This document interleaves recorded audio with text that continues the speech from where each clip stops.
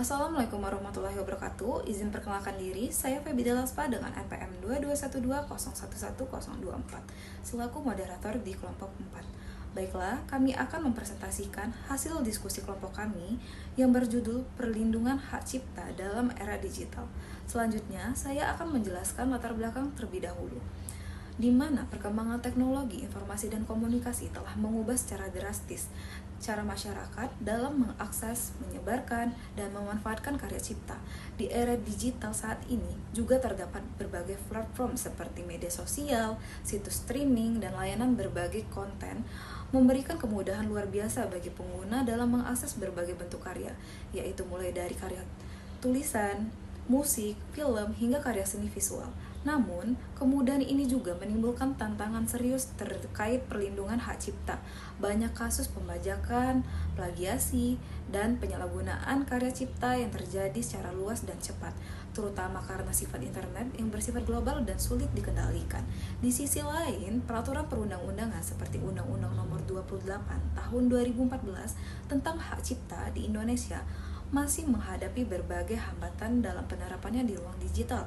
Oleh karena itu, diperlukan pemahaman lebih mendalam mengenai efektivitas perlindungan hukum terhadap hak cipta serta peran teknologi dalam menghadapi tantangan pelanggaran hak cipta di era digital.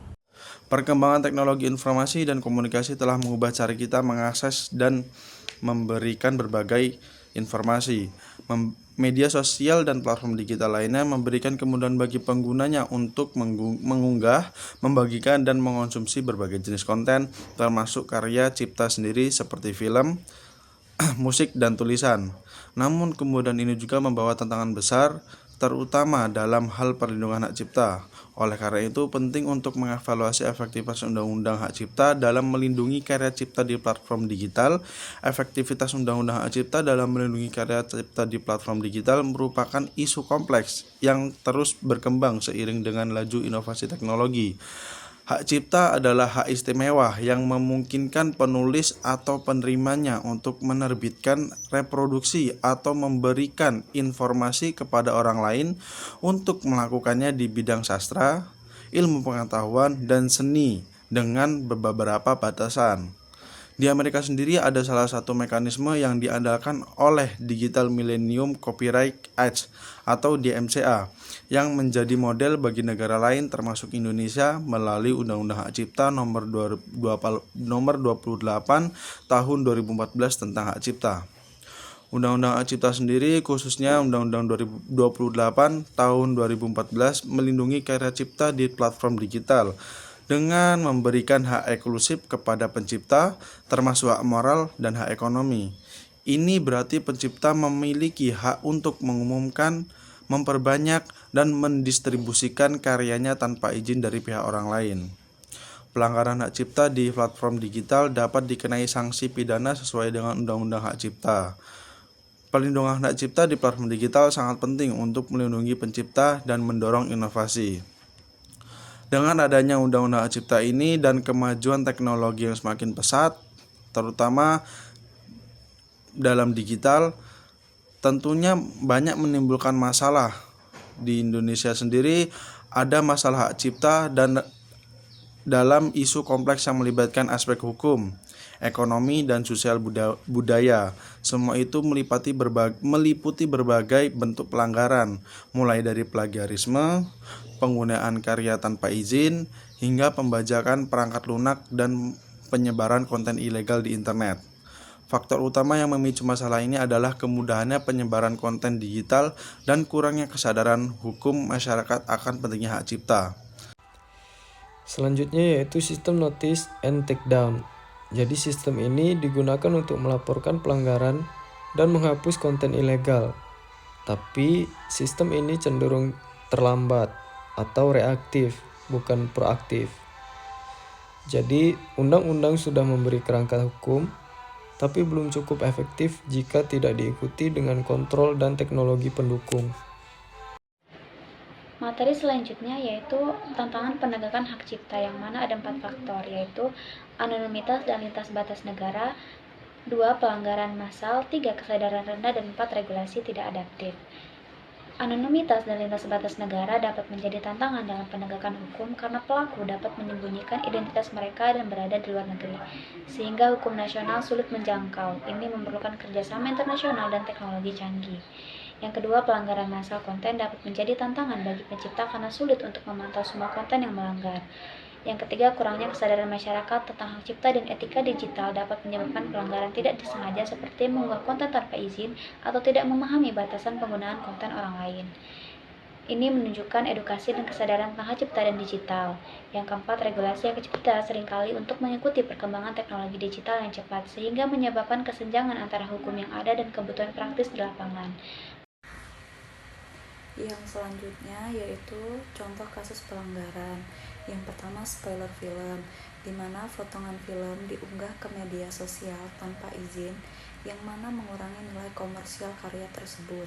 Yang kedua, repost tanpa izin, di mana gambar, video atau musik diambil dari internet lalu diunggah ulang seolah menjadi milik pribadi. Yang ketiga, tanpa atribusi, di mana karya ditampilkan tanpa menyebutkan nama pencipta atau sumber aslinya, yang mana dari kasus-kasus ini menggambarkan bentuk pelanggaran hak cipta yang sering dianggap sepele oleh masyarakat, padahal dampaknya sangat besar.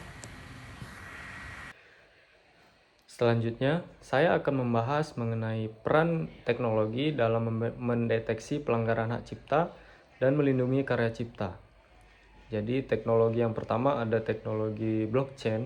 Jadi blockchain ini merupakan sistem pencatatan digital yang transparan dan tidak bisa diubah. Blockchain bisa mencatat siapa pemilik sah karya. Jadi pemilik sah karya tidak dapat dimanipulasi karena sistem pencatatan ini tidak bisa diubah dan transparan. Selanjutnya yaitu DRM atau Digital Right Management. Jadi DRM ini berfungsi untuk membatasi siapa yang bisa mengakses, menggandakan atau memodifikasi karya. Jadi tidak sembarang orang bisa mengakses dan memodifikasi karya. Selanjutnya ada teknologi AI. Dengan AI ini kita bisa mengenali konten yang melanggar dan membantu penghapusan otomatis di platform digital.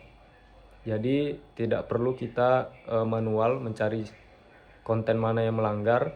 Dengan AI ini kita bisa otomatis mengenali konten melanggar dan otomatis menghapus konten tersebut.